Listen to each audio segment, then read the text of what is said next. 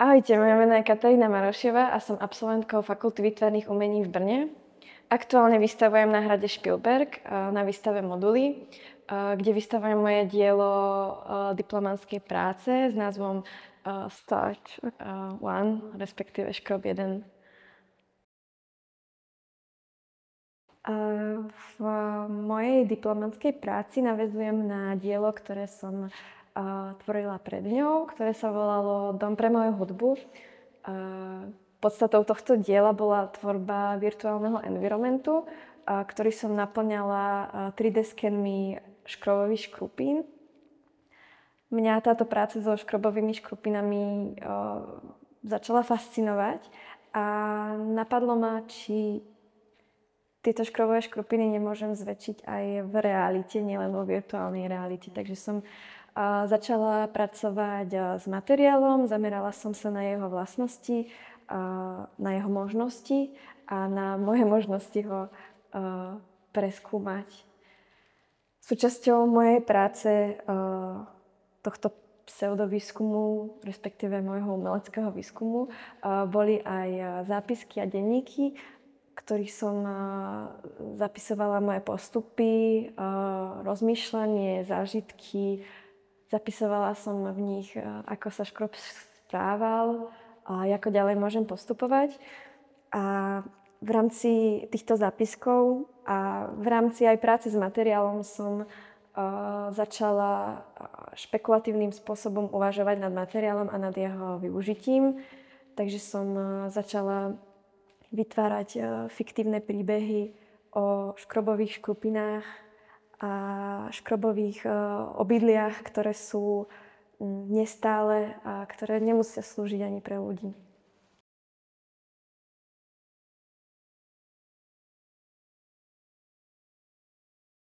Tým, že som v mojom predchádzajúcom diele pracovala so škrobom, kde som ho vlastne sušila a snažila som sa z neho vytvárať pevné škrupiny, respektíve pevný materiál, takže som mala veľký záujem akoby zistiť, aké sú možnosti tohto materiálu a ako ho zväčšovať, zmenšovať, ako vytvoriť pevnejší materiál a v nejakom rozšírenejšom poli, ako z neho vytvoriť objekt, štruktúru, budovu, príbeh.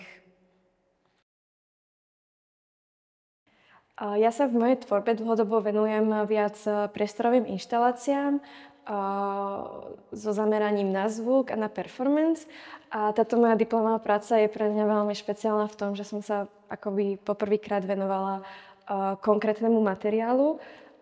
Ako som už spomínala, pracovala som so zemiakovým škrobom, pracovala som metódou sušenia a volila techniku experimentálnu. A vlastne toto moje dielo zasahuje do teórie neomaterializmu a určitej špekulatívnej rovine, či už architektúry, ale aj nejakého môjho výtvarného výskumu. S materiálom som narábala veľmi intuitívne a teda celý proces bol pre mňa akási mágia, kedy som tento materiál sledovala a podľa toho, ako sa sám správal, som postupovala ďalej. A táto vlastne technika ide akoby v protiklade so súčasným premýšľaním nad materiálmi, kedy sa ich snažíme sami tvarovať, nalievať do foriem a akoby vytvárať z nich objekty. Ja som vlastne v mojej tvorbe sa snažila nechať ten materiál, nech tvorí sám. Výsledkom týchto pokusov a omylov a tohto môjho experimentovania s materiálom bolo naozaj veľké množstvo rôznych druhov a tvarov škrobových škrupín. Ja som vlastne postupovala tak, že vždy som mala zámer buď ich zväčšovať, alebo naozaj vytvoriť pevnejšie štruktúry. A v mojom procese som taktiež vytvorila vlastné sušičky na tieto škroby, ktoré boli vlastne nadrozmerné, ktoré som taktiež používala pri tvorbe, ale nie sú tu vystavené. Pri experimentoch s materiálom som pracovala nielen intuitívne a experimentálne, ale snažila som sa využiť aj prvky, ktoré už sú uplatnené v architektúre, ako napríklad výstuž. Takže som akoby v tej mojej praxi začala so zámerom vystúžiť ten materiál, dávať do zmesi škrobu aj bavlnené nite, ktoré vlastne môžete taktiež vidieť na tejto výstave. Táto moja inštalácia je akousi metaforou na nejaké klasické výskumy a výskumnú činnosť. Ja by som chcela, aby divák skúmal tento priestor, lebo na prvý pohľad môže vyzerať naozaj veľmi klasicky a veľmi muzeálne, čož bolo vlastne môjim zámerom, ale skrýva sa v ňom veľa rôznych klamov a ilúzií, takže je to len na ňom, či na ne príde alebo nepríde. Súčasťou inštalácie je vlastne aj zvuková inštalácia, ktorá je taktiež skrytá, ako aj významy týchto škrobov. Samotný proces bol pre mňa naozaj veľmi prekvapujúci tým, že vlastne ten materiál nepoznám a zároveň není bežný v súčasnej praxi.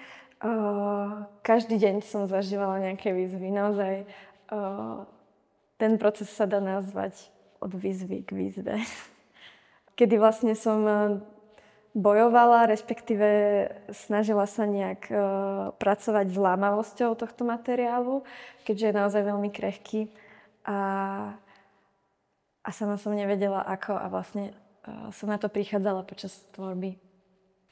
A ďalšou výzvou pre mňa v mojej tvorbe bolo vlastne samotná inštalácia v týchto priestoroch, keďže som musela rozmýšľať, ako nainštalovať samotný proces a moje rozmýšľanie, keďže vlastne to, čo tu vidíte, nie je úplne akoby finálna verzia celého procesu. Ja vlastne v tomto pseudovýskume chcem pokračovať.